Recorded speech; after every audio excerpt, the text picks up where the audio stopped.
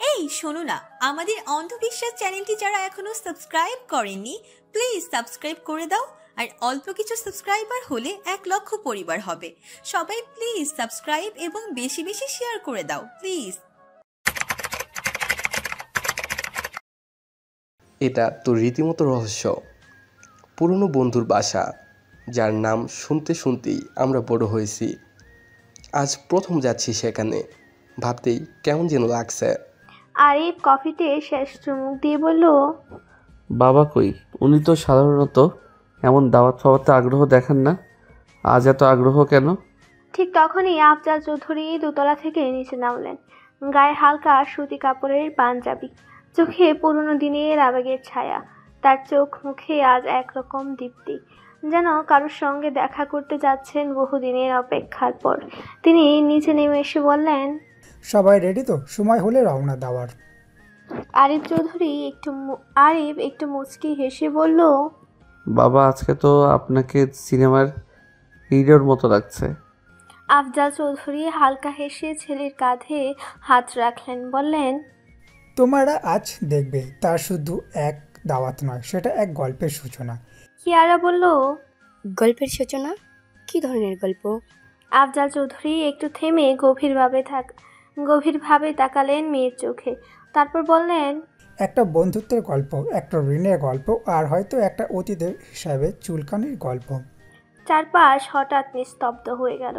কেউ আর কোনো কথা বলল না, যেন সবার মনেই এই একই প্রশ্ন, দাওয়াতের আড়ালে ঠিক কি আছে।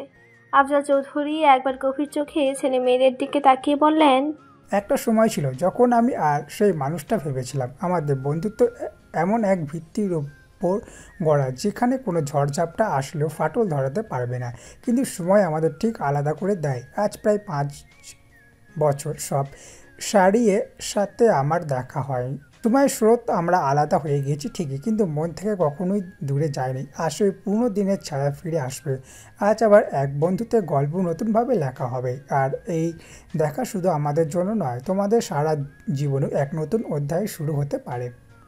আরিফ এতক্ষণ মন দিয়ে বাবার কথা শুনল, তারপর বলল, তোমরা যাও বাবা, আমি যাব না। তার চোখে এক ধরনের অনিচ্ছার ছায়া। আফজাল চৌধুরী একটু থমকে গেলেন। কেন যাবে না বাবা? জিজ্ঞেস করলেন নরম গলায়। এমনিতেই ভালো লাগছে না, কিছুই ভালো লাগছে না তাই। মাথা নিচু করে বলল আরিফ। আরিয়ান তখন সোফা থেকে উঠে এসে পাশে বসলো, তারপর আরিফের কাঁধে হাত রেখে বলল, দেখ আবির, আমরা জানি তুই এখনও নাওমির ট্রামা থেকে পুরোপুরি বের হতে পারিসনি, সেটা স্বাভাবিক। কিন্তু জীবন তো আর কারোর জন্য থেমে থাকে না ভাই। সব কিছু হারিয়েও তো চলতে হয়, বাঁচতে হয়। আরিয়ানের কথায় তাল মিলালো কিয়ারা, বলল, আর প্রমাণ তো হয়ে গেছে তুমি নাওমি আপুকে কিছুই করোনি, তাহলে এখন এমন করে থাকো কেন? আরিয়ান মাথা নেড়ে বলল, তুই জানিস না তোর জন্য আমরা কতটা চিন্তায় থাকি। তুই কেমন একটা ঘুমড়ে থাকা মানুষ হয়ে গেছিস। আজ না গেলে আমরা সবাই খুব কষ্ট পাবো। আরিফ চুপ। সোফায় বসে নিচের দিকে তাকিয়েছিল সে। তখনই ওর মনে ভেসে গেল মাসখানেক আগের স্মৃতি, যখন সে হাসপাতালে মৃত্যুর সাথে লড়ছে। তখন হঠাৎ করেই নাওমির বাবা মা অপহরণের মামলাটা তুলে নেয়। পুলিশ জানায় তাদের মেয়ে নাওমি ফিরে এসেছে, সে সুস্থ আছে এবং তাদের কোনো অভিযোগ নেই। এরপর অভিযোগ তুলে নিয়ে ওরা হুট করে চলে যায় এখান থেকে। নামের বাবা মা কেস তুলে নেওয়ার 2 দিন আগেই পুলিশ এসেছিল ড্রিম প্যালেসে। সবটা তন্ন তন্ন করে খুঁজেছিল যদি কিছু পাওয়া যায় তার আশায়। তখনই ড্রিম প্যালেসের পিছনে একটা পুরনো ক্যামেরায় ধরা পড়ে একটি অস্পষ্ট ভিডিও। একজন মুখ ঢাকা আগন্তুক নাওমিকে তুলে নিয়ে যাচ্ছে।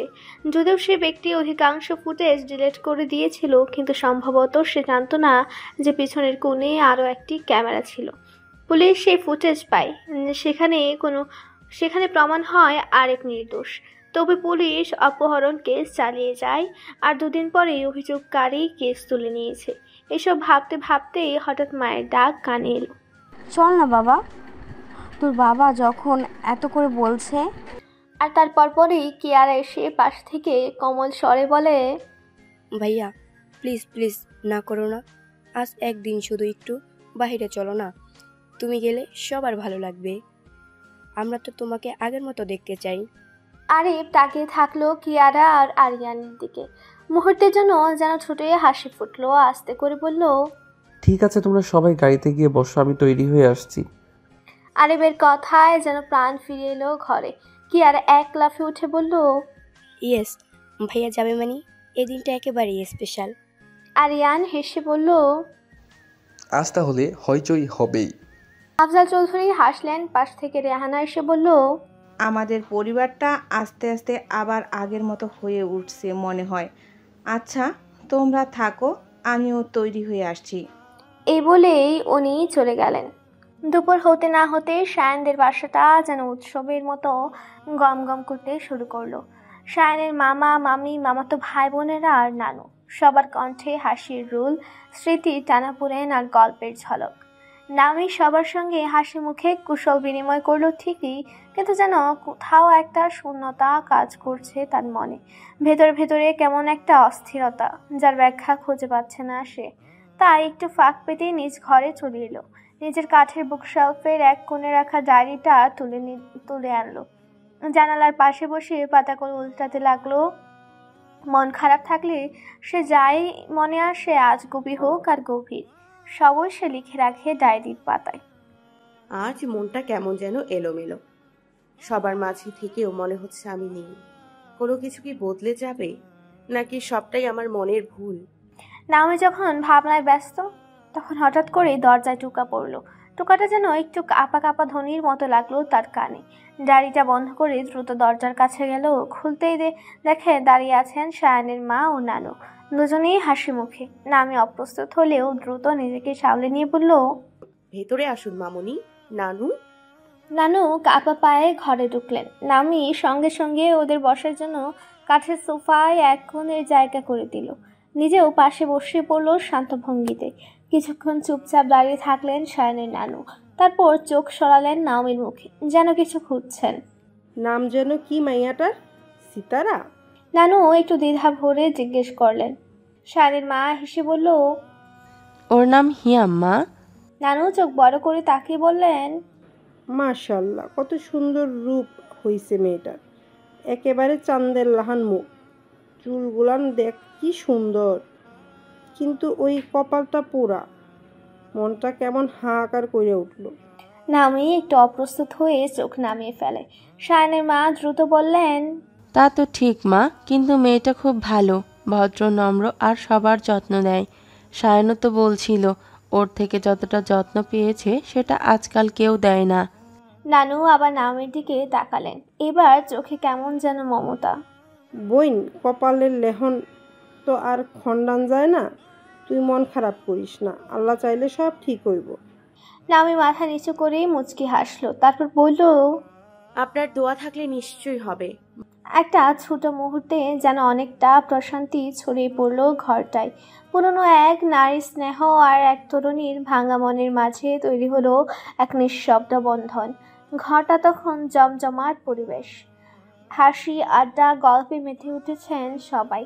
এমন সময় ঘরে প্রবেশ করলেন সায়নের মামা মামি, মামাতো ভাই বোন আর অবশেষে সায়ন নিজে। সবার চোখে তখন খুশি চকচক করছে, কিন্তু হঠাৎ করে এক অপ্রত্যাশিত কাজ করে বসলেন সায়নের নানু। তিনি সায়নকে টেনে নিয়ে এলেন আর সরাসরি বসিয়ে দিলেন নাওমির পাশে। মুহূর্তেই দুজনেই যেন থমকে গেল। নামির চোখ বড় হয়ে উঠল, আর সায়নের কপালে ভাঁজ, তবে অস্বস্তি নয়, বরং এক অনুচ্চারিত উত্তেজনায়। নানু মুখে চিরচেনা স্নেহময় হাসি ছড়িয়ে বললেন, কি সুন্দর লাগতাছে না সিতারা রে, দুইজন রে এক্কেবারে রাজ্যটক। আল্লাহ রাখে যদি এমন জোড়া জোড়াই থাকে। তার কথা শুনে সায়নের মামি হেসে বললেন, ঠিকই বলছেন মা। আপা, তুমি একটা কাজ করো, যেহেতু মেয়েটার পরিবারের কোনো খোঁজ নেই, সেহেতু তুমি হিয়ামকে আমাদের সায়নের বউ করে ঘরে রাখো। তারপর যদি কোনোদিন ওর পরিবার খোঁজ পাওয়া যায় ভালো, আর না পাওয়াও যদি হয় তাও সমস্যা কী? মেয়ে তো আমাদের মনের মতো। এই কথাগুলো যেন নামির শরীর ঘিরে হিমেল একটা বাতাস বইয়ে দিল। সে চোখ নামিয়ে ফেললো, মুখে কোনো কথা নেই, কিন্তু চোখের ভেতর একটা ধাক্কা কাজ করলো। সে ভাবতে পারেনি হুট করে তার ভবিষ্যৎ নিয়ে এমন সিদ্ধান্তমূলক আলোচনা শুরু হবে। তার পাশে বসা সায়নও কিছু বলল না। শুধু একবার ধীরে চোখ ফেরালো নামের দিকে। শায়নের চুপচাপ বসে থাকা, চোখ নিচু করা মুখ, হাতে খেলা করা আঙ্গুলগুলো সব মিলিয়ে যেন নামের বুকের ভেতর কেমন একটা উথাল পাথাল করে উঠল। শায়নের মা তখন মৃদু হেসে বললেন, আমি আসলে কয়েকদিন ধরেই এই কথাটা ভাবছিলাম, আর আজ তুই আমার মনের কথাটাই বলে ফেললি। চারপাশের মানুষগুলো আলোচনায় এক ধরনের উচ্ছ্বাস আর উত্তেজনা ছড়িয়ে পড়ল। আর ঠিক সেই মুহূর্তে এক বিন্দু শব্দ না করে নামে আস্তে করে উঠে গেল ঘর থেকে। তার পায়ের শব্দ যেন কারো কানে বাজল না, শুধু তার অনুপস্থিতির প্রশান্তি যেন এক নতুন নীরবতা ছড়িয়ে দিল। কিন্তু কেউই ওর মুখের অনুভূতিটুকু বোঝার চেষ্টা করলো না। সবাই ভাবলো লজ্জা এসে পালিয়েছে। হেসে উঠল সবাই, কেউ খোঁচা দিল, কেউ চাপা আনন্দ প্রকাশ করলো। কিন্তু সায়ান বসে রইল নিঃশব্দে, তার চোখ দরজার দিকে স্থির। সে উঠেনি, হাসেনি, কারো কথায় উত্তরও দেয়নি। তার মনে তখনও একটাই চিন্তা, হিয়াম। কখন যেন এই মেয়েটা তার হৃদয়ের প্রতিটা ভাঁজে জায়গা করে নিয়েছে। প্রথম দিন থেকেই হিয়ামকে তার ভালো লেগেছিল, কিন্তু সেই ভালো লাগাটা যে এতটা গভীরে পৌঁছে গেছে ভালোবাসার মতো করে, তা হয়তো আজ বুঝতে পারল সে। নামি লজ্জা পাওয়া মুখটা, ধীর পায়ের ছায়া, স্নিগ্ধ চোখের গভীরতা সব মিলিয়ে যেন শায়নের ভেতরটায় এক আলোড়ন তুলে। সে চুপচাপ ভাবে, আমি কি ওকে চাইলেই ধরে রাখতে পারবো? তার বুকের ভেতর তখন শুধু একটাই অনুভূতি, ভালোবাসা। নিঃশব্দ নির্ভেজাল এবং অপেক্ষায় ভরা ভালোবাসা। দুপুরে খাবারের টেবিলে তখন উৎসবমুখর পরিবেশ। টেবিল জুড়ে সাজানো হরেক রকমের খাবার, পোলাও, রোস্ট, ডাল, সবজি, চাটনি থেকে শুরু করে সিতারা বেগম নিজের সাধ্য অনুযায়ী যা যা পারা যায় সবই এনেছেন সামনে। ছোট্ট ডাইনিং টেবিলটায় আজ যেন সবচেয়ে বড় আয়োজনের সাক্ষী। সবাই খেতে বসলেও শায়নের চেহারা তখনও কোথাও দেখা যাচ্ছে না। নানু একবার সবার দিকে তাকিয়ে বললেন, তোরা খা, আমি নিয়ে আইতাছি আমার নানু ভাইরে। ঠিক তখনই শায়নের মা স্নিগ্ধ গলায় বললেন, তুমি থাকো মা, হিয়াম যা তো মা, শায়নকে ডেকে নিয়ে আয়। সিতারা ফেরদৌসের কথায় যেন খানিকটা অপ্রস্তুত হয়ে গেল হিয়াম। আগে হলে হয়তো কোনো দ্বিধা থাকতো না, কিন্তু এখন কেন জানি বুকের ভেতরটা কেমন করছে। মুখের উপরও তো না করা যায় না, তাই বাধ্য হয়ে নীরবে উঠে গেল শায়নের ঘরের দিকে। ঘরের সামনে এসে দাঁড়িয়ে কিছুক্ষণ দ্বিধায় কাঁপলো পা দুটো। ডাকবে কিনা, ভেতরে ঢুকবে কিনা, এক ধরনের হালকা অস্বস্তি কুকড়ে আনলো মনটাকে। ঠিক তখনই হঠাৎ করে ভেতর থেকে দরজাটা খুলে গেল। সামনেই সায়ান দাঁড়িয়ে, চোখে হালকা ক্লান্তি, কিন্তু নামিকে দেখেই কেমন এক ঝলক সজীবতা ফুটে উঠল মুখে। তুমি এখানে কি করছো হিয়াম? শায়নের কণ্ঠে ছিল বিস্ময়ের ছোঁয়া, কিন্তু চোখে ছিল মায়ায় ঘন ছায়া। নামি চমকে উঠলেও নিজেকে সামলে নিল খুব দ্রুত। নিজের অস্থিরতা ঝেঁকে বলল, মামুনি আপনাকে খেতে ডাকছে, সবাই অপেক্ষা করছে, চলে আসুন। এতটুকু বলেই আর এক মুহূর্ত দাঁড়ালো না, মাথা নিচু করে প্রায় দৌড়েই নেমে গেল নিচে। সায়ান দাঁড়িয়ে রইল এক জায়গায়, চোখে স্থির দৃষ্টি। যেদিকে নামি চলে গেল ঠিক সেদিকে। তার মনে তখন শুধু একটাই ভাবনা, এই মেয়েটা তার হৃদয়ের গভীর কখন এমন করে জায়গা করে নিয়েছে সে নিজেও জানে না।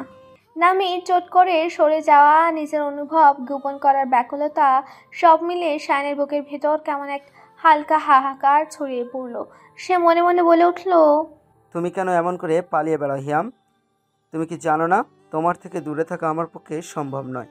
তোমার লজ্জা পাওয়া মুখ, তোমার কাঁপা গলা সব কিছু আমাকে পাগল করে দেয়। শায়ন জানে না নাওমি কি ভাবছে, জানে না সে কোনোদিন তাকে ভালোবাসবে কিনা, কিন্তু এক জিনিস সে নিশ্চিত, এই অনুভব, এই চুপচাপ ভালোবাসা, এই হৃদয়ের টান একপাক্ষিক হলেও অমূল্য। আর সেই ভালোবাসার সামনে দাঁড়িয়ে আজ সে শুধু চুপ করে তাকিয়ে থাকলো, যেখানে কিছুই বলার ছিল না কিন্তু সব কিছু বোঝার ছিল। নামি নিচে নেমে এসে দাঁড়ালো সিতারা ফেরদৌসের পাশে। সিতারা ফেরদৌস এক নজর তাকিয়ে জিজ্ঞেস করলেন, শায়ন কই রে মা? নামি হালকা গলায় উত্তর দিল, আসছে মামুনি। সিতারা ফেরদৌস মুচকি হেসে বললেন, আচ্ছা ঠিক আছে, তুইও বস, তোরা খেয়ে নে, তোদের খাওয়া হলে আমি খাবো। নামি কাঁধ নাড়িয়ে বলল, না মামুনি, সবাই খাক, তুমি আর আমি একসাথে খাবো। সিতারা ফেরদৌস আর কথা না বাড়িয়ে নিজের মতো করে সবাইকে খাবার পরিবেশন করতে ব্যস্ত হয়ে পড়লেন। ঘর জুড়ে তখন খাবারের গন্ধে মোমো করছে, যেন এক উৎসবের আবহ। এদিকে সায়ানও ঠিক তখনই এসে বসে পড়ল টেবিলে। সব কিছু যেন ঠিকঠাকভাবেই চলছিল। হঠাৎ করেই কলিং বেলের শব্দে মুহূর্তেই থমকে গেল পরিবেশটা। সিতারা ফেরদৌস তাকিয়ে বললেন, দেখ তো হিয়াম, কে এলো? নাওমি মাথা নাড়িয়ে এগিয়ে গেল দরজার দিকে। হাত বাড়িয়ে দরজা ছিটকানি খুলতে চোখের পলকে যেন সবকিছু স্থির হয়ে গেল। দরজার ওপাশে দাঁড়িয়ে থাকা মানুষটাকে দেখে নাওমি যেন হাড়ে হাড়ে জমে গেল। চোখ ছানা বড়া, মুখ ফ্যাকাশে, শরীরটা ঠান্ডা হয়ে এলো মুহূর্তেই। না, এটা তো অসম্ভব। উনি উনি এখানে। মনের মধ্যে ঝড় উঠে গেল। এটা কি করে সম্ভব? এত দূরে, এত অনিশ্চিতের ভেতর থেকেও সেই মানুষটা এখানে এসে দাঁড়িয়েছে। অবাক দৃষ্টিতে তাকিয়ে থাকলো নাওমি। আর ঠিক তখনই দরজার ওপাশে থাকা লোকটাও একেবারে স্তব্ধ, চোখে বিস্ময়, কপালে ভাঁজ। সেও যেন বিশ্বাস করতে পারছে না ঠিক এই মুহূর্তে সে নাওমিকে চোখের সামনে দেখছে। পেছন থেকে ভেসে এলো সিতারা ফেরদৌসের গলা, কে এসেছে হিয়াম? কিন্তু নাওমি কোনো উত্তর দিতে পারল না। জিহ্বা যেন স্তব্ধ হয়ে গেছে, কণ্ঠ শুকিয়ে এসেছে, কথা বলার শক্তি, ভাব প্রকাশের ভাষা সবই যেন হারিয়ে গেছে। তাকিয়ে থাকলেও দুজন, একজন দরজার এপাশে, অন্যজন ওপাশে, আর মাঝখানে দাঁড়িয়েছিল এক অতীত, যা কখনো ফিরে আসার কথা ছিল না। আজকে রোদটা যেন একটু বেশি ঝলমলে, কিন্তু সেই রোদের আলোর ঝলকানিও নাওমির ভেতরের ঘুর লাগা অনুভূতিকে স্পর্শ করতে পারল না। দরজার সামনে দাঁড়িয়ে আছে পুরো চৌধুরী পরিবার। সবাই যেন থেমে গেছে একটা মুহূর্তে এসে। তাদের চোখের দৃষ্টি আটকে গেছে নাওমির উপর। নামের হৃৎপিণ্ড যেন পাঁজরের খাঁচা ভেঙে বেরিয়ে আসতে চাইছে। গলা শুকিয়ে কাঠ, পায়ের নিচে জমি নেই বলে মনে হচ্ছে। কপালের ঘামে চুল ভিজে গেছে। ঠিক তখনই ঘর থেকে বেরিয়ে এলেন সিতারা ফেরদৌস। মুখে অস্থিরতা, কপালে চিন্তার ভাঁজ। চোখে চোখ পড়তেই নামিকে উদ্দেশ্য করে ডাকলেন, হিয়াম, তোকে কখন থেকে ডাকছি, শুনতে পাচ্ছিস না? কে এসেছে? হঠাৎ তার চোখ পড়ে গেল ওর সামনে দাঁড়িয়ে থাকা লোকগুলোর দিকে। প্রথমে কিছুটা অন্যমনস্ক ছিলেন, কিন্তু হঠাৎ এক ঝলকে তার চোখ আটকে গেল একজনের মুখে। তিনি অবাক হয়ে এগিয়ে এলেন। কয়েক সেকেন্ড থেকে চমকে বললেন, আরে ভাইজান, আপনি? আফজাল চৌধুরী মাথা নুয়ে সম্মান জানিয়ে বললেন, হ্যাঁ বোন, আমি অনেক বছর পরে এলাম। আসলে তোমাদের কোনো খোঁজ খবর ছিল না, ঠিকানাটাও হারিয়ে ফেলেছিলাম, তাই আর কি। তিনি পাশে থাকা স্ত্রী ও সন্তানদের দিকে ইঙ্গিত করে বললেন, এটা আমার পরিবার। পরিবারের সকলের সম্মানের সঙ্গে সালাম দিল সিতারা ফেরদৌসকে। তিনি হালকা হাসলেন, কিন্তু চোখের কোণে এক অদৃশ্য ছায়া খেলে গেল। তিনি বললেন, ভালো করেছেন ভাইজান, এত বছর পরে এলেন, বাড়ি তো আপনাদেরই, বলুন। হঠাৎ আফজাল চৌধুরী চোখ বুলিয়ে বললেন, সাদিয়া কোথায়? ওকে তো দেখছি না, অনেকদিন দেখা হয়নি। কোথায় ও, ঘরে নাকি? এই কথাটায় যেন এক লহমায় সবকিছু পাল্টে দিল। সিতারা চৌধুরীর হাসি থেমে গেল, ঠোঁটের কোণে কাঁপন দেখা দিল। তিনি কষ্ট চেপে গলায় ভার এনে বললেন, ভেতরে আসুন না ভাইজান, এখানে দাঁড়িয়ে কথা বলবেন। আসুন। হিয়াম মা, তুই দাঁড়িয়ে আছিস কেন? ভেতরে আয়। এইবার নামি থেকে তাকিয়ে চৌধুরী পরিবারের সবাই যেন জড়সড় হয়ে গেল। একে একে সবার চোখ বড় হয়ে গেল বিস্ময়ে। তার জন্য বিশ্বাসই করতে পারছে না নাওমি তাদের চোখের সামনে দাঁড়িয়ে। চোখে বিস্ময়ের ঝিলিক, মুখে হালকা ফিসফাস। ওই যে মেয়েটা, ওই কি নাওমি না? চুলটা আগের থেকে একটু বড় হয়েছে, তবে মুখটা একদম মিলেছে। আবির ভাইয়ার তো মুখে মুখে নাম ছিল নাওমির। ও তো সারাক্ষণ ওর কথা বলতেই থাকে। আচ্ছা, তাছাড়া পুলিশ সুপার রেজওয়ানের কাছ থেকে যে ছবিটা দেখেছিলাম, সেটা তো এই মেয়েটার সাথে হুবহুব মিলে যাচ্ছে। নামি আরিফকে দেখে এক পা দুই পা করে পিছিয়ে যায়।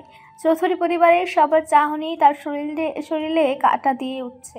আরিফের চোখে যন্ত্রণার দাগ, আর কিছু একটা বলার চেষ্টা করছে, কিন্তু ঠোঁট কাঁপে, শব্দ বেরোয় না আরিফের মুখ থেকে। চৌধুরী পরিবার যখন এসব নিয়ে ফিসফাস করছিল, তখন নামি আর সেখানেই দাঁড়ালো না, দৌড়ে চলে গেল নিজের ঘরে। নামিকে দেখে আরিফের মুখ ফ্যাকাশে হয়ে গেছে। সে যেন পাথর হয়ে দাঁড়িয়ে আছে, কপালের শিরা টনটন করে উঠছে। সে একা একা বিড়বিড় করতে লাগলো, নাওমির নাম হিয়াম? এই মহিলা কেন ওকে হিয়াম বলছে? আর উনি ওকে এত চেনাভাবে দেখছে কেন? এটা কি ওর আত্মীয়ের বাড়ি? তার চোখে ঘুর লাগা বিস্ময়, আর চৌধুরী পরিবারের অন্য সদস্যদের মুখে একই রকম প্রশ্ন। এই মেয়েটা যদি নাওমি হয় তবে এতদিন কোথায় ছিল? ঠিক তখনই সিতারা ফেরদৌসে আবার মুখ খুললেন। কি হলো ভাইজান, আসুন না। দাঁড়িয়ে আছেন কেন? ভাবি, আপনারাও আসুন। সবাই সিতারা ফেরদৌসের কথাতে বাড়ির ভিতরে চলে যায়। চারপাশে বাতাসে একটা অদৃশ্য ভার ছড়িয়ে পড়েছে, যেন ঝড় আসার আগে নিস্তব্ধতা নামে ঠিক তেমন। আজকের দিনটা অন্য দিনের তুলনায় যেন একটু বেশি অসহনীয়। সূর্যের তাপ আর তীব্র গরমে চারপাশের পরিবেশ একেবারে অস্থির। অফিসের কাজ শেষ করে রায়না ক্লান্ত হয়ে বাসার পথে ফিরছিল। হঠাৎ চোখে পড়ল সেদিনের দেখা বখাটে ছেলেগুলো আবারও ঠিক রাস্তার পাশেই দাঁড়িয়ে আছে। বুকের ভেতরটা ধক করে উঠল রায়নার। ও সেদিকে না এগিয়ে ঘুরে যাওয়ার চিন্তা করছিল। ঠিক তখনই একটা মেয়ে বাইক নিয়ে এসে ঠিক রায়নার সামনে দাঁড়িয়ে গেল। বাইকের মেয়েটাকে দেখে হঠাৎ করেই হাসি ফুটে উঠল রায়নার মুখে। হেলমেট পরা সেই বাইক চালকটা আর কেউ নয়, ওরই বোন। কোনো কথা না বলেই রায়না উঠে বসলো বাইকে। তারপর ব্যাগটার সামনে ঠিক মতো হেলমেট পরে নিল। বাইকটার শহরের রাস্তায় ছুটে চললো দুই বোনকে নিয়ে। দুজনের মুখেই চাপা উত্তেজনা। কিছু না বললেও তাদের বোঝাপড়া ঠিক যেন চোখে চোখে। এক সময় গিয়ে থামলো একটা বাসার সামনে। দরজার সামনে দাঁড়িয়ে কলিং বেল বাজাতে একজন ভেতর থেকে দরজা খুলে বললেন, তোরা কি আমাকে একটু শান্তি মতো থাকতে দিবি না? দুজনকেই নিয়ে হয়েছে আমার যত জ্বালা। রায়না তাও একটু ভালো, কোনো কথা বললে শোনে। আর তোকে তো কোনো কথাই বলা যায় না। আজকে আবার এই বিচার নিয়ে এসেছে একজন, তুই নাকি তার ছেলের হাত ভেঙে দিয়েছিস। বাইকের হেলমেট খুলে ভিতরে ঢুকতে মেয়েটা বলল, শোনো না মা, এত কথা বলার সময় নেই। আজকে একটু একখানে যেতে হবে, বুঝলে? আর তাছাড়া যার যেমন কর্মফল সে তো সেই রকমই শাস্তি ভোগ করবে, তাই না? রায়নাকেও বলছিলাম, চাইলে ও যেতে পারে আমার সাথে। একটা বিশাল ধামাকা হবে। মা তখন গম্ভীর চোখে বললেন, ধামাকা? কিসের ধামাকা? সেটা তো ওখানে গেলেই দেখতে পাবো। রায়না তো যাচ্ছে আমার সাথে। আমরা ফিরে আসি, তারপর তোমাদের সুশীল মেয়ে তোমাকে সেসব বর্ণনা করে শোনাবে, কেমন? এখন বরং খাবার রেডি করো, আমি একটু ফ্রেশ হয়ে আসছি, খেয়েই বেরোবো। ঠিক আছে, যা। আর শোন, তোর ফুপা ফুপি খেয়ে নিয়েছে। রায়নার মা তখন কিছুটা মোলায়েম স্বরে আবার বললেন, আমিও কিন্তু যাব, নিয়ে যাবি আমাকে? না মা, তুমি বরং ফুফা ফুপিকে নিয়ে বাসায় থাকো, আর আমি তাদের মুখে হাসি ফোটানোর ব্যবস্থা করছি। তারপর রায়নার দিকে ফিরে বলল, বেশিক্ষণ সময় দিতে পারবো না, 15 মিনিটের মধ্যে তৈরি হয়ে আসবি। তারপর একসাথে খেয়ে বেরোবো। দেরি হলে তোকে রেখেই চলে যাব, আর আমি দেরি করে গেলে খেলাটা জমবে না। রায়না মুচকি হেসে মাথা নেড়ে চলে গেল নিচের রুমে। কি সেই ধামাকা, কোথায় নিয়ে যাবে ওর বোন সেটা এখনো জানে না, তবে কিছু একটা যে আজ ঘটতে যাচ্ছে সেটা যেন বাতাসে ভেসে বেড়ানো গন্ধের মতোই টের পাওয়া যাচ্ছে। সিতারা ফেরদৌসের ছোট্ট সংসারটা আজ হঠাৎ করেই যেন ভরে উঠেছে মানুষের কোলাহলে। হঠাৎ করে এত মানুষ, এত পরিচিত মুখ, এত আবেগ আর স্মৃতির ভিড়ে একটু যেন গুছে উঠতে পারছেন না তিনি। চারপাশে এত কথা, এত স্মৃতি, তবু কোথায় যেন একখানা ফাঁকা জায়গা রয়ে গেছে তার বুকের ভেতর জুড়ে। তার উপর হিয়ামনি মেয়েরা যে কোথায় গেল খেয়ালই করেননি। একা হাতে সব সামলাতে গিয়ে চোখে এড়িয়ে গেছে। তবু অতিথিদের অবহেলা করার মানুষ তিনি নন। একে একে সবার সাথে পরিচয় করিয়ে দিচ্ছিলেন। প্রথমে সায়নের নানু, যিনি বয়সের ভারে নুয়ে পড়লেও চোখে এখনো উজ্জ্বল সেই পুরনো দিনের স্মৃতির দীপ্তি। তারপর সায়নের মামা মামি, যারা ঢাকায় থাকেন, অনেকদিন পর এসেছেন একসাথে। তাদের সাথেই এসেছে সায়নের মামাতো ভাই বোনেরা। ছোট ছোট পায়ে ছোটাছুটি, হাসি ঠাট্টা, নতুন পরিবেশে মিশে যাওয়ার চেষ্টায় এক অদ্ভুত উচ্ছ্বাস ছড়িয়ে পড়ছে ঘরের কোনায় কোনায়। সব শেষে সিতারা পরিচয় করে দিলেন সায়নের সাথে। গম্ভীর, শান্ত, দায়িত্ববান একটা ছেলে। বাবার অভাবটা কেমন করে যেন অবলীলায় সামলে নিয়েছে সে। তারপর নিজের পরিবারের সাথেও পরিচয় করিয়ে দিলেন চৌধুরী পরিবারের সদস্যদের। পুরনো বন্ধুত্ব ও আত্মীয়তার টান স্মৃতির ঘুরে এক মুহূর্তের জন্য যেন সবাই ফিরে গেল বহু বছর আগে। সবকিছু ঠিকঠাকই চলছিল, হঠাৎ করে যেন মুহূর্তটা থেমে গেল। আফজাল চৌধুরী যিনি একটু আগেও প্রাণ খুলে কথা বলছিলেন, হঠাৎ চুপ করে গলা নামিয়ে বললেন, সবাই তো আছে, তবে সাদিয়া কোথায়? আসার পর থেকে ওকে দেখি না, কোথায় ও? সিতারা যেন এক মুহূর্তের জন্য বোবা হয়ে গেলেন। মুখ খুলতে গিয়ে থেমে গেলেন, ঠোঁট কাঁপছে, গলা দিয়ে শব্দ বেরোচ্ছে না, চোখের কোণে জমে উঠেছে অশ্রুর ধারা। সেই মুহূর্তেই মায়ের মনের অবস্থা যেন বুঝলো সায়ান। এগিয়ে গিয়ে মাকে জড়িয়ে ধরল। গলা ছিল গভীর নীরবতা, চোখে দৃঢ়তা আর কণ্ঠে এক বিষণ্ণ শান্তি। সে ধীরে বলল, বাবা নেই আঙ্কেল, 2 বছর হলো তিনি আমাদের ছেড়ে চলে গেছেন। সে একটি বাক্যে যেন পুরো ঘর স্তব্ধ হয়ে গেল। শব্দহীন এক বিস্ফোরণ বয়ে গেল সবার মাঝে। আফজাল চৌধুরীর চোখ কপালে, মুখটা হঠাৎ ফ্যাকাশে হয়ে গেল। এক সময়ের প্রাণের বন্ধু সাইদ, যে মানুষটা তার জীবনের কত স্মৃতি জুড়ে ছিল, সেই মানুষটাই আর নেই। এই সত্যটা মেনে নেওয়া তার পক্ষে যেন অসম্ভব হয়ে উঠল। তিনি কিছুক্ষণ নীরব দাঁড়িয়ে থাকলেন, চোখ দুটো যেন দূরে কোথাও তাকিয়ে আছে, অতীতের কোনো মুহূর্তে যেখানে সাইদ আছেন, হাসছেন, গল্প করছেন। ঘরের চারপাশে তখনও সবাই দাঁড়িয়ে, কিন্তু মুহূর্তে যেন থমকে গেছে সময়, তার গতি হারিয়েছে। আর প্রতিটি হৃদয় নিঃশব্দে অনুভব করছে এক অনুপস্থিতি মানুষের উপস্থিত স্মৃতি। ড্রয়িং রুমে তখনও স্তব্ধতা। সাইদের মৃত্যু সংবাদ যেন সবার মধ্যেও এক গভীর বিষণ্ণতার ছায়া ফেলে দিয়েছে। কেউ কিছু বলছে না, শুধু নিঃশব্দে স্মৃতি হাতড়ে বেড়াচ্ছে চোখ জোড়া। এই নিস্তব্ধতা ভেঙে একটু কৌতূহল আর বিস্ময় মেশানো স্বরে হঠাৎ কিয়ারা বলে উঠল, আন্টি, নামু আপুকে তো কারোর সাথে পরিচয় করিয়ে দিলেন না, আর ওনারাই বা এখানে কি করছে? আপনারা কি নামু আপুর আত্মীয় নাকি? সবাই চমকে কিয়ারার দিকে তাকালো। সিতারা ফেরদৌস যেন একটু অপ্রস্তুত হলেন, কিছু একটা বলার জন্য ঠোঁট খুললেন ঠিকই, কিন্তু তখনই শায়নের নানু হালকা গলায় বলে উঠলেন, নাওমি কেডা? যাকে আন্টি দরজায় হিয়াম বলেছিলেন, উনি তো নাওমি আপুর। ওর নাম তো নাওমি না বই, ওর নাম হিয়াম। ওর বাপ মাকে কিছুই জানি না আমরা। আমার নাতিন সায়ান, ওই একদিন ঘুরবার যাইয়া মাইয়াডারে কতগুলান জানোয়ারের কাছে পাইছিল। এরপর অনথিকা ওরে বাসাইয়া নিয়ে আসে ঢাকায়। তখন থেকেই ওরে সিতারা রাখছে নিজের মাইয়ার মতো কইরা। আমরা মেলা খুঁজছি, ওর পরিবারের কারো সন্ধান পাই নাই, আর ওরও কিছুই মনে নাই, খালি নামটা ছাড়া। সবার চোখ তখন সিতারার দিকে, কিন্তু তার চোখে মুখে স্পষ্ট দ্বিধা। তিনি যেন একটু অবাকই হন কিয়ারার কথায়, কারণ হিয়াম আর নাওমি কি সত্যিই এক? এমন সময় আরিবের মা শাহানা চৌধুরীর কণ্ঠে বিস্ময় আর অশ্রু ভেজা আবেগ নিয়ে বললেন, কি বলেন খালা? ওর নাম তো নাওমি, আর ও ও আমার ছেলের। তার কথা শেষ হওয়ার আগেই আরিফ নিজে উঠে দাঁড়ায়, গলা উঁচু করে বলে উঠে, বউ, ও আমার বউ। আমি আর নমি মাসখানেক আগে বিয়ে করেছি। আমার গুলশানের একটা ফ্ল্যাটে থাকতাম। হঠাৎ একদিন রাতে নাওমি নিখোঁজ হয়ে গেল। আমরা অনেক খুঁজেছি, থানায় রিপোর্ট করেছি, কিন্তু কেউ খুঁজে পাইনি। আজ ওকে এখানে দেখে আমি হতবাক। ঘর জুড়ে এই মুহূর্তেই যেন একটা বিস্ফোরণ ঘটে গেল। সবাই থমকে গেল আরিবের কথায়। শায়নের চোখ মুহূর্তেই ফাঁকা হয়ে গেল, মুখটা শুকিয়ে গেল।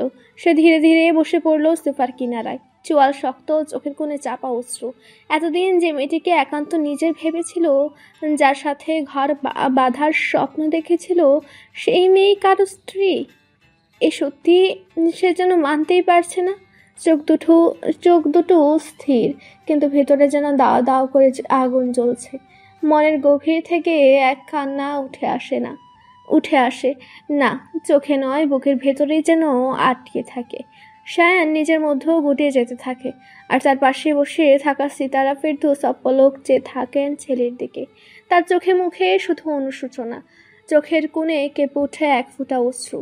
কারণ তিনি সায়ানের ব্যবহারে বুঝেছিলেন তার ছেলে হিয়ামকে ভালোবাসে, পাগলের মতো ভালোবাসে, আর তাই তো তিনি হিয়ামকে নিজের ছেলের বউ বানাতে চেয়েছিলেন। এখন কেন যেন নিজেকেই দোষী মনে হচ্ছে। এই মেয়েটিকে তিনি প্রায় মনে মনে ছেলের জন্য বউ ভেবেই নিয়েছিলেন। চেয়েছিলেন নামের মতো এক নিঃসঙ্গ মেয়ের সাথে নিজের ছেলের জীবনটা জুড়ে দিতে। সায়ানের নানু চুপচাপ এতক্ষণ সবার কথা শুনলেন। বোঝাই যাচ্ছে তার মনেও ধোঁয়াশা। তারপর তিনি বললেন, কিন্তু মাইয়াডার তো কিছুই মনে নাই, নাম ছাড়া কেমনে বুঝবো তোমরা ঠিক কইতাছ? কে জানে, আবার হয়তো তোমরাই ঠিক কইতাছ। ওর চোখের চাওয়া আচরণও কেমন জানি অচেনা লাগতো সবসময়। একটু দূরে বসে থাকা সায়ানের মামিও কণ্ঠ নরম করে বলেন, কি বলো বাবা, আমরা তো আরও ভেবেছি কেউ যখন নেই ওর তখন আমরাই না হয়ে যাই ওর পরিবার। আমরা তো ভেবেছিলাম সায়নের সাথে হিয়ামের বিয়েটা দিতে, দুজনই তো একা, ভেবেছিলাম একসাথে হলে হয়তো দুজনের একাকিত্ব ভরে উঠবে। সায়নের মামির কথা শুনে আরিফের যেন পায়ের রক্ত মাথায় উঠে গেল। ভেতরে ভেতরে রাগে ফেটে পড়ল সে। আফজাল চৌধুরী যেন বুঝতে পারলো ছেলের মনোভাব, আর তাই চোখ দিয়ে ইশারা করলো আরিফকে শান্ত হতে। ঠিক সেই মুহূর্তে সায়ান উঠে দাঁড়ালো, চুয়াল শক্ত, চোখে একটা কঠিন দীপ্তি। সে সরাসরি তাকালো আরিফের দিকে, গলা শক্ত আর পরিষ্কার। তুমি বললেই হবে? প্রমাণ কোথা থেকে সে তোমার বউ হয়? সবার দৃষ্টি এক মুহূর্তে সায়ানের দিকে চলে গেল। আরিফ প্রথমে একটু থমকে গেল, তারপর বলল, আমার ফ্ল্যাটেও থাকতো, একসাথে ছবি আছে আমাদের। সায়ান ঠান্ডা স্বরে বলল, ছবি তো আজকালকার ফটোশপেও বানানো যায়, তাই বলে কেউ কাউকে স্ত্রী বললেই সে তার স্ত্রী মর্যাদা পেয়ে যায় না। ওর স্মৃতি নেই, তুমি বললেই সে তোমায় হয়ে যাবে না। আরিফ এবার উত্তেজিত হয়ে উঠল। তুমি আমাকে মিথ্যাবাদী বলছো?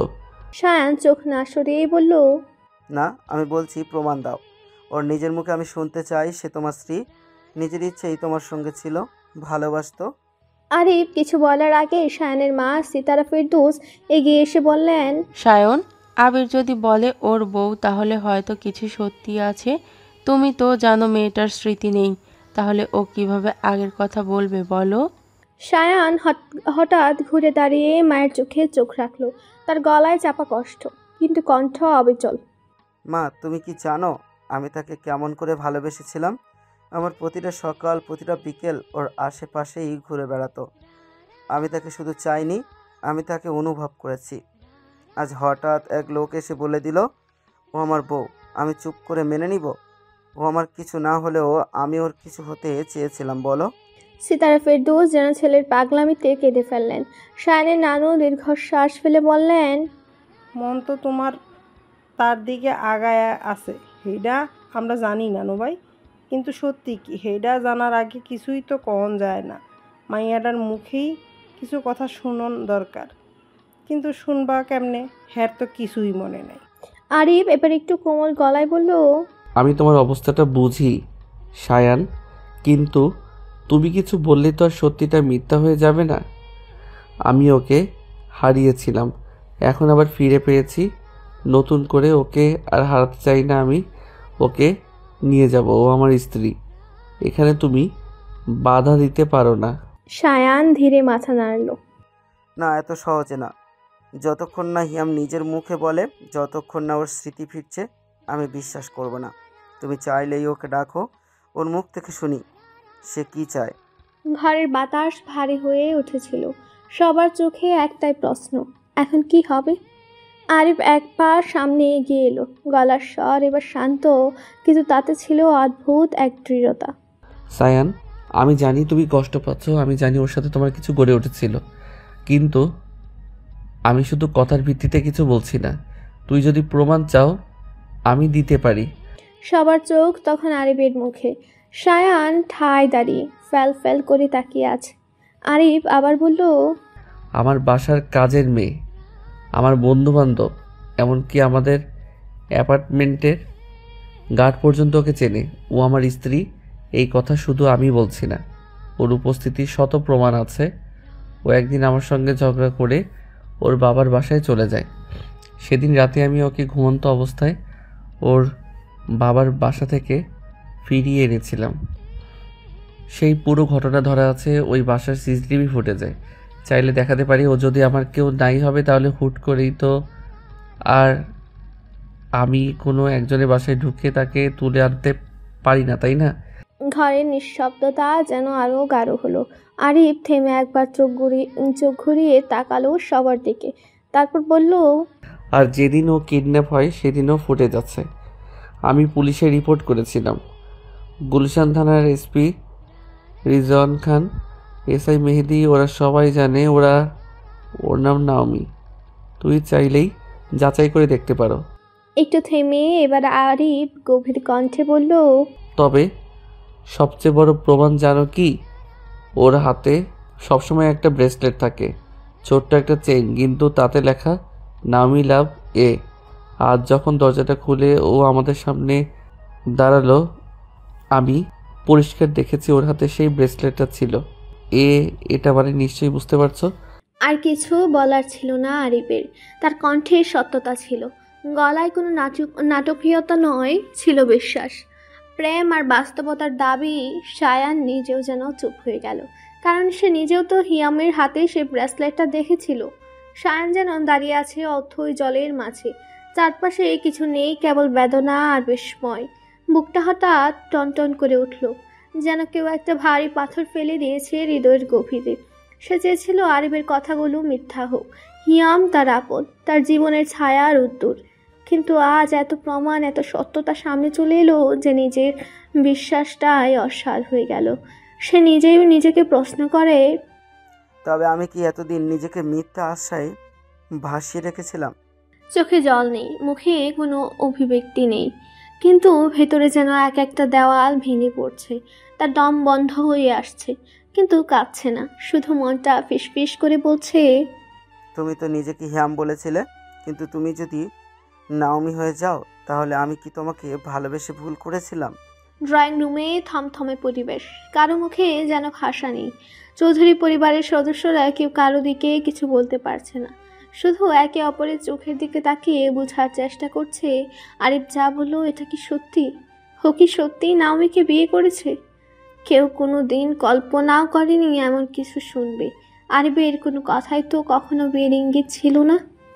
এই চুপচাপ পরিবেশের মাঝে হঠাৎ করে আরিফ নরম স্বরে নিজের সাথেই কথা বলা শুরু করলো, যেন ভিতরের চাপটা আর ধরে রাখতে পারলো না।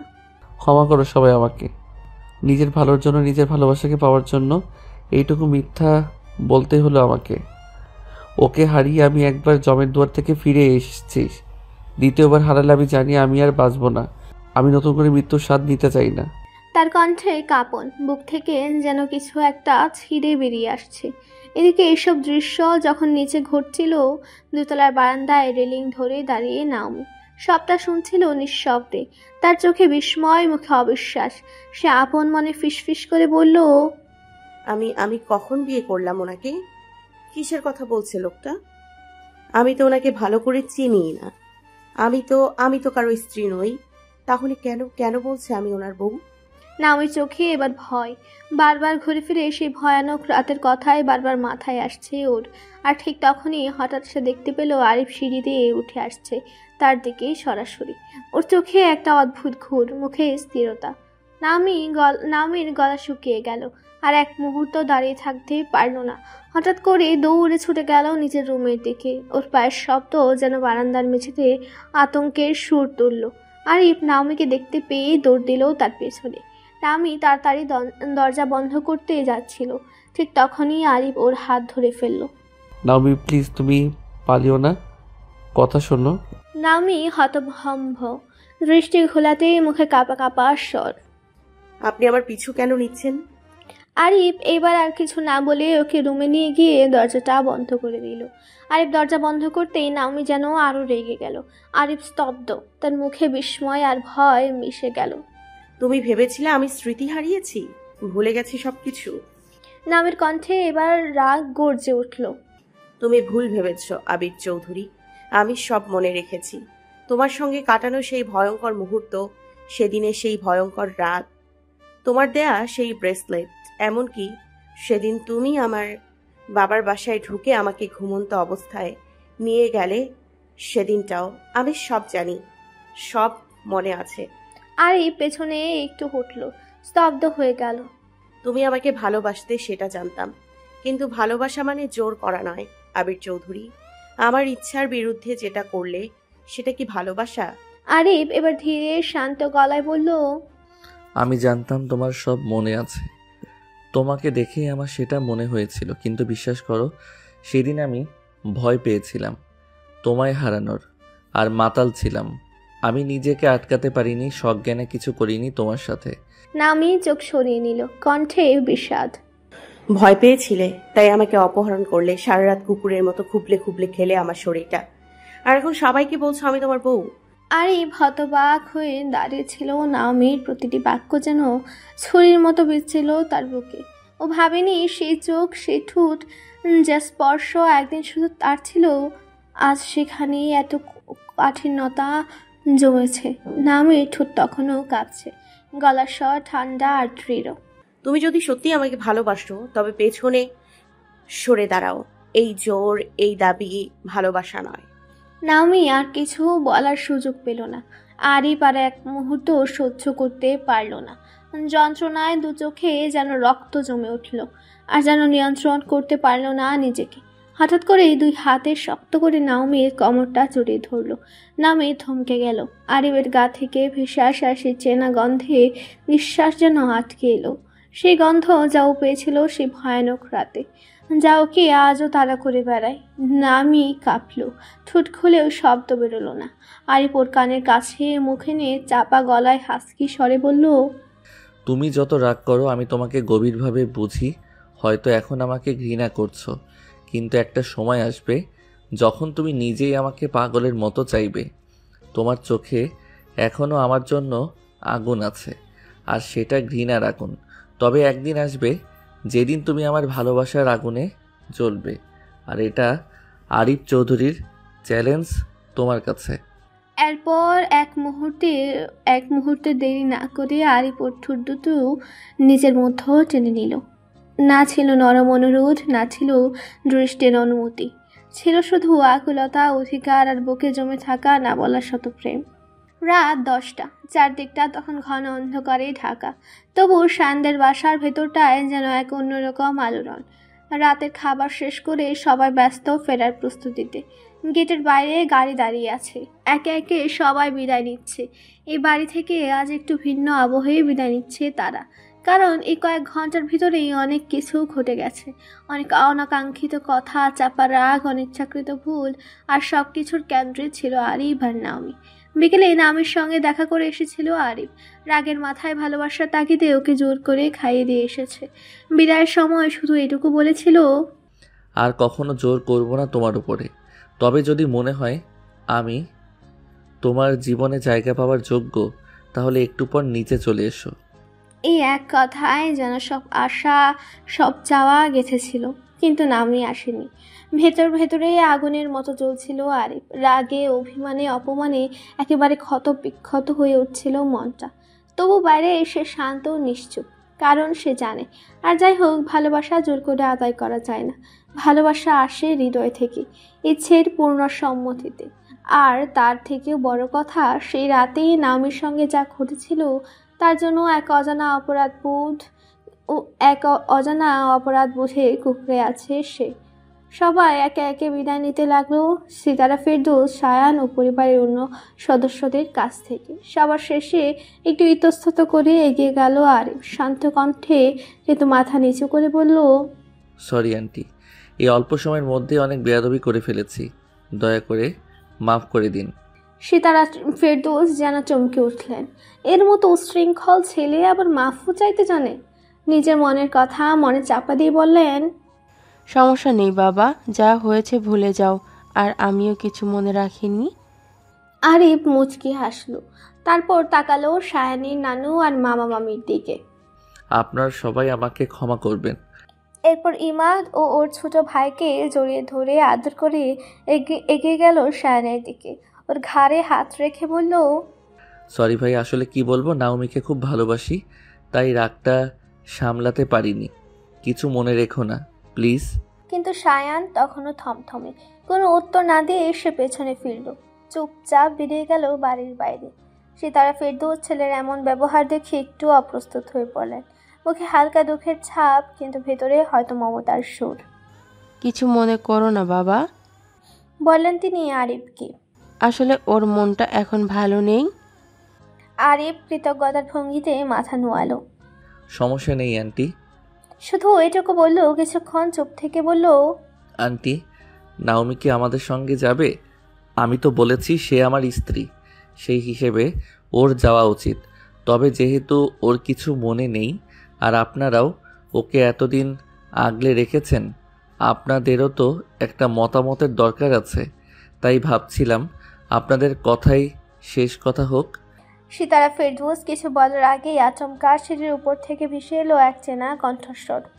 আমি যাব মামুনি। সবাই চমকে তাকালো উপরের দিকে। সিঁড়িতে দাঁড়িয়ে আছে নাওমি, মুখে একরাশ দৃঢ়তা আর চোখে জেদ মেশানো অভিমান। যেহেতু উনি বলছেন আমি ওনার স্ত্রী, হতেও তো পারে এটাই সত্যি। তাহলে এখানে থেকে আর কি করব বলো? আপনারা একটু দাঁড়ান, আমি আমার ব্যাগটা নিয়ে আসছি। এই বলে ঘুরে দাঁড়ালো সে। সিঁড়ির মোড় ঘুরে ওঠার আগেই হঠাৎ করে একবার ফিরে তাকালো আরিফের দিকে। মুখে ছিল অদ্ভুত এক বাঁকা হাসি, যার অর্থ বোঝা কঠিন। আরিফ থমকে গেল, হতবাক হয়ে তাকিয়ে রইল ওর দিকে। এই সেই নাওমি যে কয়েক ঘন্টা আগেও চিৎকার করে বলেছিল সে আরিফের মুখও দেখতে চায় না, আর আজ সেই মেয়েটি কিনা নিজের ইচ্ছেতে বউ হয়ে যেতে চাইছে। সব ঠিক আছে তো? মনে মনে একটা প্রশ্ন উকি দিল ওর মনে, যেন কিছু একটা গোপন থেকে যাচ্ছে। তবু সে সব ভাবনা সরিয়ে রেখে একটা ব্যাপারকে আঁকড়ে ধরল। নাওমি যাচ্ছে তার সঙ্গে, এটুকু যেন তার কাছে আজ আকাশ ছোঁয়ার মতো। ভেতরে ভেতরে আনন্দে ভরে উঠে আরিফের মন। রাতের আকাশটা আজ খুব নির্জন, কালো অন্ধকারে ঢাকা চারদিক। বাতাসটাও যেন কেমন ভারী, রাস্তা একেবারে ফাঁকা, কোথাও একটিও মানুষের চিহ্ন নেই। মাঝে মাঝে হালকা বাতাস বইছে, আর দু একটা গাড়ি চলে যাচ্ছে। মাঝে মাঝে দূরের কোনো কুকুরের ডাক ভেসে আসছে, নিঃসঙ্গ শহরে নিঃশব্দ আর্তনাদ হয়ে। এই সময়টায় বাইক নিয়ে রাস্তায় নামা আভিরার যেন এক ধরনের মুক্তির উৎসব। বোন রায়নাকে বাসায় নামিয়ে দিয়ে আজও বেরিয়েছে সে। এটাই ওর প্রতিদিনের অভ্যাস, রাতের নির্জনতায় ছুটে চলা। বাইকের গতি আর হেডলাইটের আলো যেন তার নিজের জগৎ। আভিরা আর রায়না দুই বোন। বাবা বিদেশে থাকেন, একজন রেমিট্যান্স যোদ্ধা। মা ঘরের মানুষ, ঢাকায় নিজেদের ফ্ল্যাট আছে, যার ভাড়ার টাকায় চলে পরিবার। মধ্যবিত্ত পরিবার হলেও চাহিদার কোনো ঘাটতি নেই। বাবার দুই চোখের মনি আভিরা ও রায়না। যদিও রায়না একটু নরম স্বভাবের, কিন্তু আভিরা ঠিক তার উল্টো, সাহসী, গুয়ার, ভয়হীন আর স্পষ্টভাষী। এমন নয় যে সে কখনো ভুল করে না, কিন্তু ভুল করলেও সে মুখোমুখি হতে জানে। সে জানে ভয় পেলে হেঁটে যেতে হয় না। বাইক রাইড করতে করতে থানার বিষয়টা নিয়ে ভাবছিল সে। এটাতে এতটাই মগ্ন ছিল যে এক মুহূর্তের জন্য ওর মনটা এলোমেলো হয়ে গেছে। বাইকের গতিই একটু বেশিই ছিল। ঠিক তখনই বাইকের সামনে হঠাৎ একটা মানুষ এসে পড়ে। ব্রেক কষতে কষতে আভিরা বাইক সহ ছিটকে পড়ে গেল রাস্তায়, আর ছেলেটাও পাশেই ধপ করে পড়ল। মুহূর্তে নিজের রাগ সামলাতে না পেরে উঠে দাঁড়িয়ে চেঁচিয়ে উঠল আভিরা। এই যে মিস্টার, রাস্তা কি আপনার বাপের? চোখ কি কপালে তুলে হাঁটেন, নাকি চোখে ছানি পড়েছে? বুঝতে পারেননি বাইক আসছে? ছেলেটাও যেন আগুন হয়ে আছে। রাস্তায় পড়ে গিয়েও একটা কণা ভয় নেই তার গলায়। আপনাকে দেখেই তো মনে হচ্ছে বেয়াদবি শিখেই বাইক চালাতে বেরিয়েছেন। এভাবে কেউ বাইক চালায়? আপনাকে দেখে মনে হচ্ছে বাইক নয়, যেন রোলার কোস্টার চালাচ্ছেন। এই, আপনি ঠিক আছেন তো? পরে মাথায় কিছু লাগেনি তো? না মানে হঠাৎ উল্টো পাল্টা বকছেন? যত সব ফাউল লোক কোথাকার, শালা আবাল কোথাকার। ও, আমি আবাল? আর আপনি কে? আকাশ থেকে নেমে আসা কোনো পরী? দেখেই তো মনে হয় একদম ড্রামা কুইন। আর মিস্টার বলে চিৎকার করছেন কেন? আমার একটা নাম আছে, সায়ান মাহাতাব। আরে বাহ, বাহাদুরি দেখো ছেলে, নিজের ভুল বুঝতেই চাইছেন না। সায়ান হন আর এলিয়েন হন, তাতে আমার কি? আমার কোনো ইচ্ছা নেই আপনাকে চেনার। শানের চোখ রক্তবর্ণ হয়ে উঠল। এই মেয়ের সাথে দেখা হওয়াটা যেন আজকের রাতে তার সবচাইতে বড় দুর্ভাগ্য। আরিফের ব্যবহারে এমনিতে রাগে গলা পর্যন্ত জ্বলে উঠছিল ওর। তাই তো একটু শান্তির আশায় হাঁটতে বের হয়েছিল, কিন্তু এখানে এসে পেল এক অতিরিক্ত আত্মবিশ্বাসী ঝগড়াটে বাইকার মেয়েকে, যার কথায় শুধু তীব্রতা আর কাটা। শুনুন মিস ড্রামা কুইন, আপনি আপনার বাইক নিয়ে গিয়ে নদীতে পড়ে মরলেও আমার কিচ্ছু যায় আসে না, কিন্তু আমাকে ধাক্কা দিয়ে এখন উল্টা গালিগালাজ করছেন। আপনার মতো মেয়েদের কারণেই মানুষ নারীদের নিয়ে হাসাহাসি করে। আভিরা এবার সত্যি খেপে গেল। তোকে সম্মান দেওয়াই উচিত হয়নি, আর তুই সম্মান পাওয়ার যোগ্যই নোস। আমরা মেয়েরা ড্রামা কুইন, আর তোরা ছেলেরা কি সাধু পীরে কামাল? তোর মতো ছেলেদের কারণেই তো মেয়েরা বাইক নিয়ে বের হলেই লোকে ভ্রুকুচকে তাকায়, সবসময় দোষ মেয়ের। আরে ভাই, তোর সাহস কত? তুই রাস্তা পার হচ্ছিলি চোখ বন্ধ করে, আর দোষ আমার? শালা ভণ্ড বাউন্ডুলে কোথাকার। দোষ আপনার, কারণ আপনি চালাচ্ছিলেন বাইক। আপনার দায়িত্ব ছিল সতর্ক থাকা। আপনি যদি চালাতে না জানেন তাহলে বাসায় বসে থাকেন, মাথায় ফুলের মালা পরে ফেসবুকে ছবি দেন। তুই যে একটা বেয়াদব তা তো বোঝাই যাচ্ছে, আর আমার ছবি তোর দেখার দরকার নাই। দুজনে গায়ের সমস্ত রাগ একে অপরের উপর উগড়ে দিচ্ছে।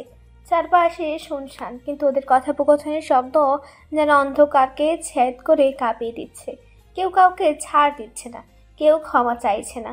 দুজনেই মনে মনে বলছে, হয়তো আজকের রাতটাই আমার কপালে খারাপ ছিল। মেয়ে বলে কিছু বলছে না সায়ান, ছেলে হলে এতক্ষণ এখানে রক্তারক্তি কাণ্ড বেঁধে যেত। ঝগড়াটা যেন থামার নাম নেই।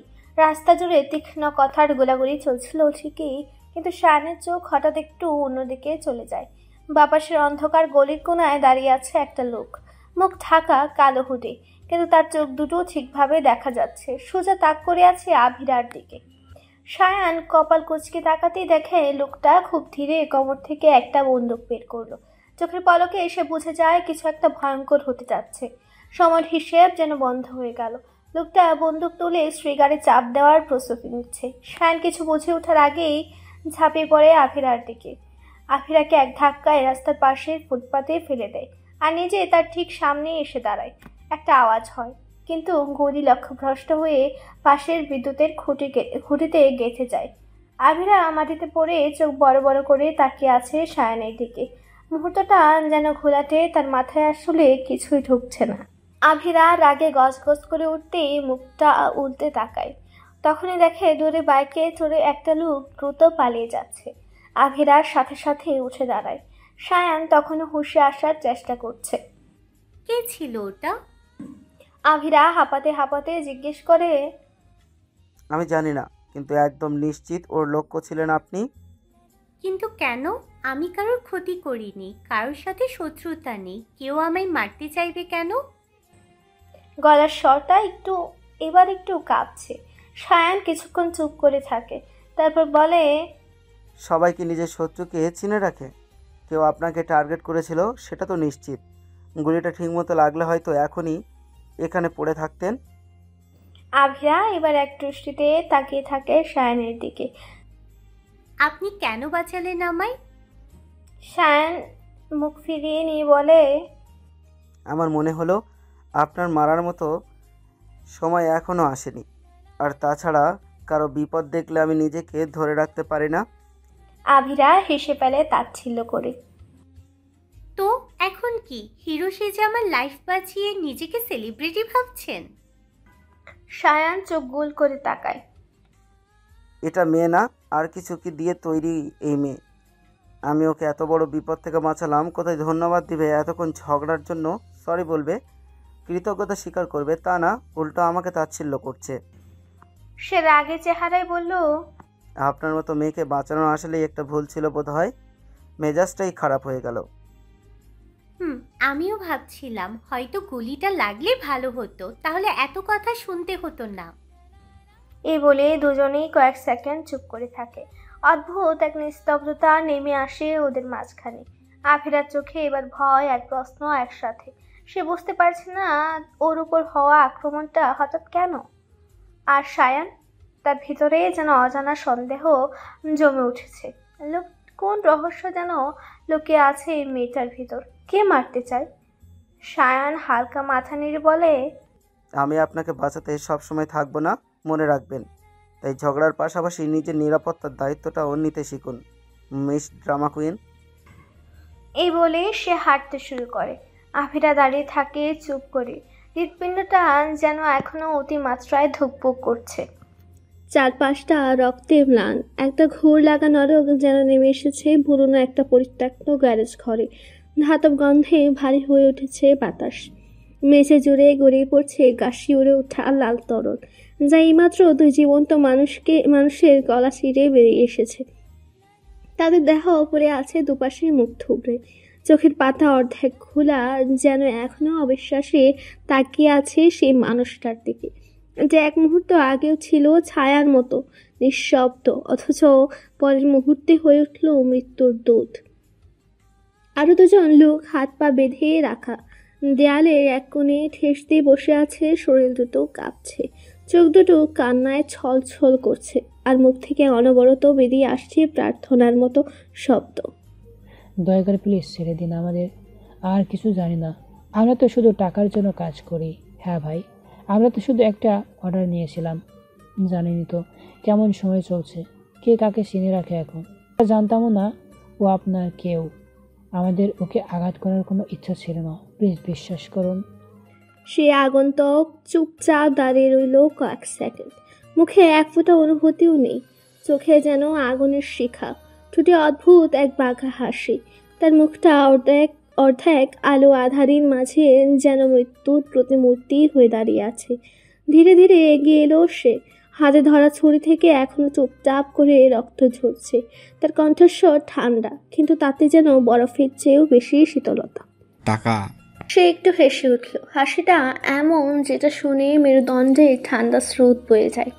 টাকা মাই ফুট ব্লাডি বিচ। তার চোখ লাল হয়ে উঠল, মুখটা ঘনিয়ে এলো ওই দুজনের দিকে। তোদের দরকার ছিল কত টাকা? হ্যাঁ, আমাকে বলতি 25,000, 50,000, 1 লাখ, 10 লাখ, 1 কোটি, আমি দিয়ে দিতাম। সে হঠাৎ এক হাঁটু গেড়ে বসে গেল ওদের সামনে, মুখটা এনে দিল একেবারে ঘাড়ের কাছাকাছি। কিন্তু তোরা টাকায় সন্তুষ্ট ছিলি না, তোরা হাত বাড়িয়েছিস আমার নাওমির দিকে, তাকে ছুতে গিয়েছিস, তাকে ভয় দেখিয়েছিস, তাকে কাঁদিয়েছিস। ওই মেয়েটা আমার নিঃশ্বাস, আমার জীবন, আমার সব। তার এক ফোঁটা অশ্রু যদি ধরে, তার এক চুল ব্যথাও যদি হয়, আমি এই পুরো দুনিয়া পুড়িয়ে দিতে পারি, বুঝেছিস? দুজনেরই মুখ সাদা হয়ে গেছে। একজন নিজের প্রস্রাব ধরে রাখতে পারেনি ভয়ে, তার ট্রাউজারের ভেতর দিয়ে ভিজে গেছে মেঝে। ভাই বিশ্বাস করুন, আমরা জানতামই না ওই মেয়ে আপনার এত আপন। প্লিজ ভাই একটা সুযোগ দিন, আমরা আর কখনো। ছুরি উঠে এলো হঠাৎই, চোখের পলকে ছুরি ঢুকে গেল একটি গলায়। সে কাঁপতে কাঁপতে নিস্তেজ হয়ে গেল, ধরে পড়লো মেঝেতে, রক্ত ছিটকে এসে পড়লো বাকি লোকটার মুখে। সে আর্তনাদ করে উঠল, না না প্লিজ, আমি কিছুই করিনি, আমি তো তোকে সেও দেখিনি, আমি তো শুধু বাইরে বসেছিলাম ভাই। তাহলে তোকে বাঁচিয়ে রাখাটাই হবে সবচেয়ে বড় শাস্তি, তাই না? সে হঠাৎ লোকটার চুল ধরে মাটিতে ফেলে দিল, মুখ ঘেঁষে ফিসফিস করে বলল, তোকে বাঁচিয়ে রেখে তোকে দিয়ে আমি কি করাবো জানিস? তোকে দিয়ে তোর নিজের কবরে মাটি খোঁড়াবো, তারপর তোর চোখ দুটো তুলে নেব, যেন তুই জীবনের শেষ কয়েক ঘন্টা অন্ধকারেই কাঁপতে থাকিস। কারণ যে আমার নওমির দিকে চোখ টালে, তার নিজের চোখ থাকা উচিত নয়। আর এরপর যা ঘটল তা রক্ত, হাড় আর চিৎকারে পূর্ণ এক নরক। সে লোকটাকে খুব ধীরে শৈল্পিক নিষ্ঠুরতায় শেষ করলো, যেন প্রতিটা মুহূর্তে তার যন্ত্রণাকে উপভোগ করছিল, যেন মৃত্যু আর তার হাতে দ্রুত আসতে সাহস পাচ্ছিল না। রক্ত আবার গড়িয়ে পড়তে লাগলো মেঝে জুড়ে, ঘরটা আবার নিস্তব্ধ, শুধু নিঃশব্দে বয়ে যাচ্ছে এক সাইকো কিলারের নিঃশ্বাস, যার চোখে এখনো একটাই ছবি, নাওমির কাঁদতে থাকা মুখ। রক্ত, হাড়গোড় আর কাঁপতে থাকা দেহগুলো মেঝে জুড়ে পড়ে আছে। ঘরের ভিতর এখন শুধুই নিস্তব্ধতা, এক অস্বাভাবিক নিস্তব্ধতা, যেন সময়ও থমকে গেছে। সে ধীরে ধীরে হাঁটতে লাগলো মৃতদেহগুলোর ফাঁক দিয়ে, একবার থামলো, লাশগুলোর দিকে তাকিয়ে হাসলো, যেন কৃতিত্বের প্রতিফলন দেখছে। তার মুখটা হঠাৎ কেমন যেন বদলে গেল, কোনো ঘৃণা নেই, কোনো রাগ নেই, বরং এক ধরনের নরম গলাতে ফিসফিস করে উঠল, শেষ, আর কেউ নেই, কেউ না, আর কেউ তোমাকে ছুঁতে পারবে না, ভয় দেখাতে পারবে না নওমি। আর যদি কেউ থাকে, তার অবস্থাও এর থেকে বেশি খারাপ হবে। সে চোখ বন্ধ করে একটু দাঁড়ালো। বাতাসে এখনো রক্তের গন্ধ। হঠাৎ যেন বাতাসেও সে নাওমির গন্ধ খুঁজে পাচ্ছে। একটা গভীর শ্বাস নেয়। তুমি এই গন্ধটা পাচ্ছ নমি? এটা শান্তি, আমার শান্তি। আমার এটা করতেই হতো। ওরা আমার বাধা করছে, ওরা আমায় কষ্ট দিতে বলেছে ওদের, কারণ ওরা যে তোমায় কষ্ট দিয়েছে। তার ঠোঁটে ধীরে ধীরে ফুটে উঠল এক অসুস্থ মুগ্ধতা। সে হাঁটু গেড়ে বসল, দেয়ালে পিঠ থেকে মাথাটা একপাশে হেলিয়ে বলল, নিচু গলায় বলল, ওরা আমাকে পাগল বলেছে, কিন্তু ভালোবাসা, আসল ভালোবাসা তো পাগলামি হওয়া উচিত, তাই না? তারপর চোখ দুটো বন্ধ করলো। একটা অদ্ভুত শান্তি নেমে এলো মুখে। ঘরের ভিতর তখনও শুধু একটাই শব্দ, নীরবতা। নিশুতি রাত, ঘড়ির কাঁটা এখন 3টা ছুঁই ছুঁই।